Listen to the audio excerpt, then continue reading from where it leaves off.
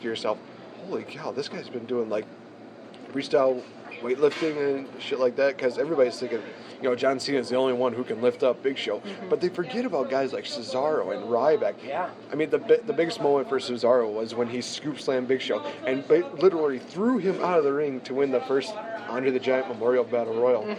I thought that was just awesome. I thought that was going to be one of his career-making moments. Well, see, you got to remember too that the mat in the ring is not soft by any means. It's not Jello.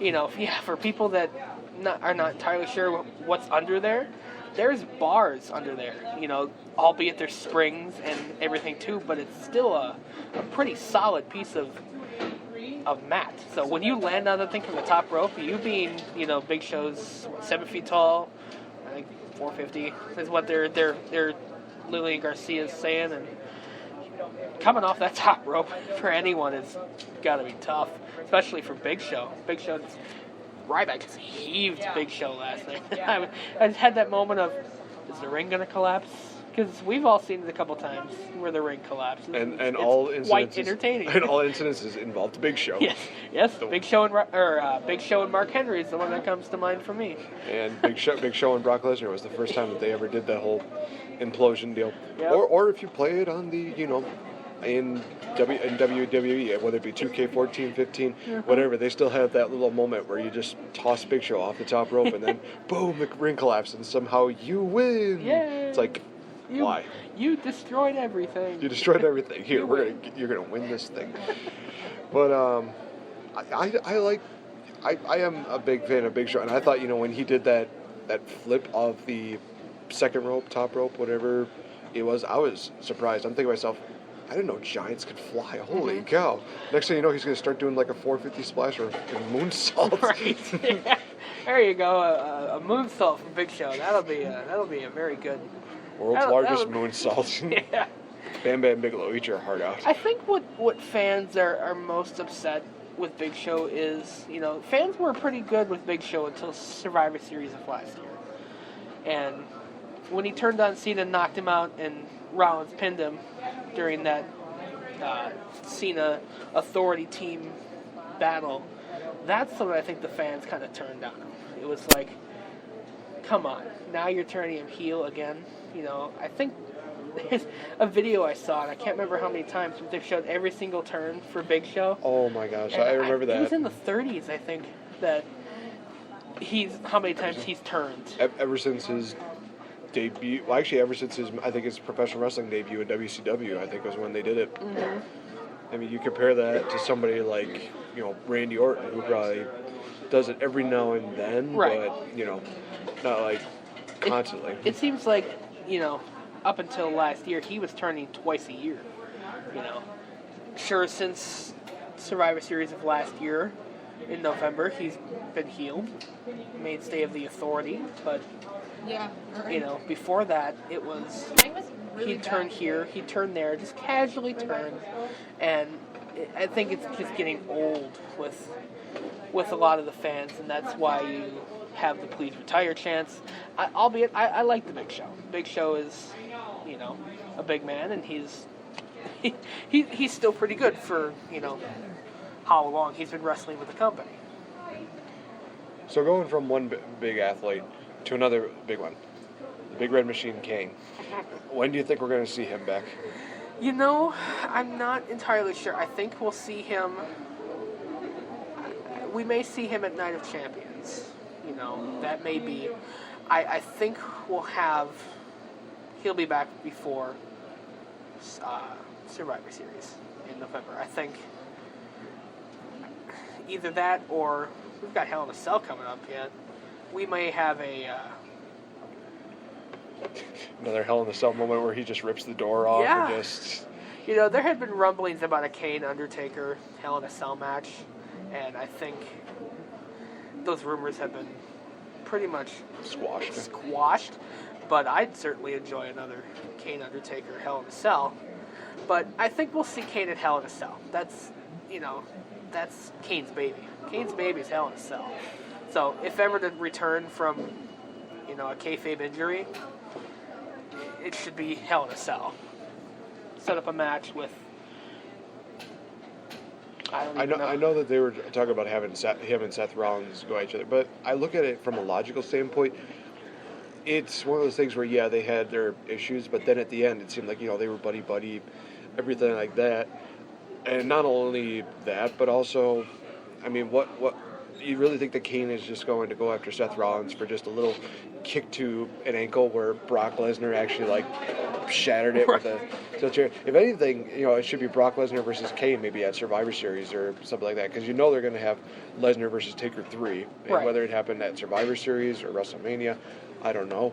But I know I think they're probably going to hype it for WrestleMania, which I don't like that idea. I'd much rather see having Randy Orton versus Brock Lesnar at Mania, just because there would be so many more people that would want to see that. Right. If anything, I think it would be better to have Lesnar and Taker at Survivor Series, because that was the event that kind of made The Undertaker. He made his debut on there. He's synonymous with Survivor Series as much as WrestleMania. Mm-hmm. But it's one of those things that would just make more sense to have a matchup there. Maybe they can throw as a Bury Alive match. You never know. And it would make sense to have Taker come back. And I think if anybody should work against Taker at Mania, it should definitely be John Cena, especially if it's going to be his last match. You might want to go out with the best wrestler in the world right now, and people are going to argue that it's Cena, but he is the face of the company, and really it's not going to hurt either of them, because would it hurt Taker leaving?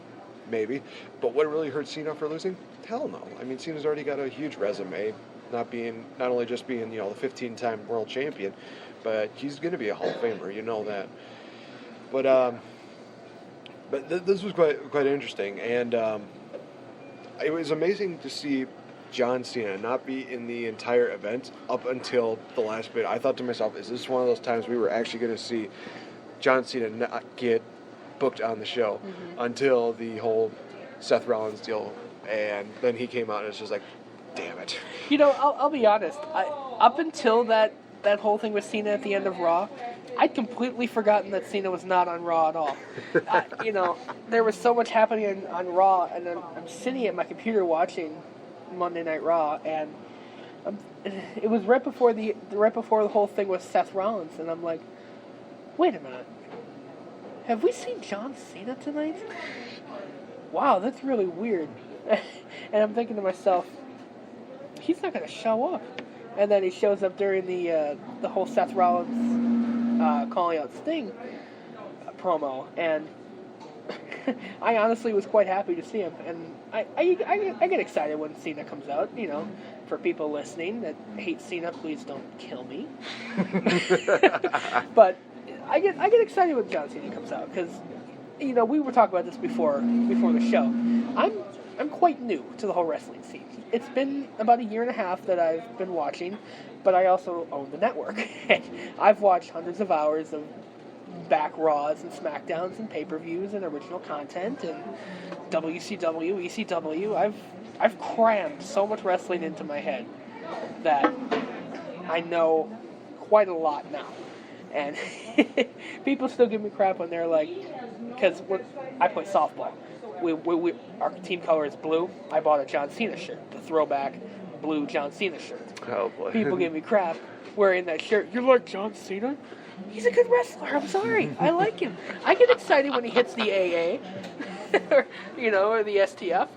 I'm excited when that happens, because it's one of those wrestlers that is going to be the face of the company to the day he dies. Well, it's quite interesting that you say that, because really, when you think about it, and there's actually a statistic that they had, that the people who have actually competed in more matches, in this year alone, the top three guys are the three members of the Shield, and John Cena hasn't even touched that. I mean, I think they were at like if you compare the numbers now, I think all three of them are at least at about 140, 145, and John Cena's probably just reaching that 100 marker. Right. But then again, having that whole nose injury definitely kind of slowed him down there. Yes. So I can't give him, can't discredit that. There was an interesting stat that I saw that Seth Rollins has not missed a Monday Night Raw since his debut. And I think about it, and I'm like, they're really trying to build this kid. And I'll be honest, they've done a heck of a job. I'll be honest, when Seth Rollins turned on the Shield, I hated him. I honestly hated everything about him, his face, his whole gimmick. After SummerSlam, I honestly took a step back and I'm like, this kid's pretty good. And I'm not saying that I'm jumping on the Seth Rollins bandwagon. I respect him. He's a very good, very athletic wrestler.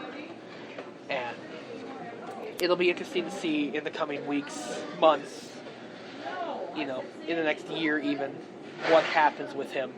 If he stays with the Authority, if he loses his titles, do we see a Shield reunion? It'll be interesting to see over the next few months what happens with the man that they're calling. So, it's interesting that you say that, because one of the things that I thought really helped Rollins with his, title reign was that they took the Authority factor out of it. They took out Kane, they took out J&J Security, and he's actually now wrestling. He's had so many great matches, including, Money in the Bank against, Dean Ambrose. He had that great Monday Night Raw title defense against Adrian Neville, which, it didn't end in any controversy. It didn't end in any, doubt about it.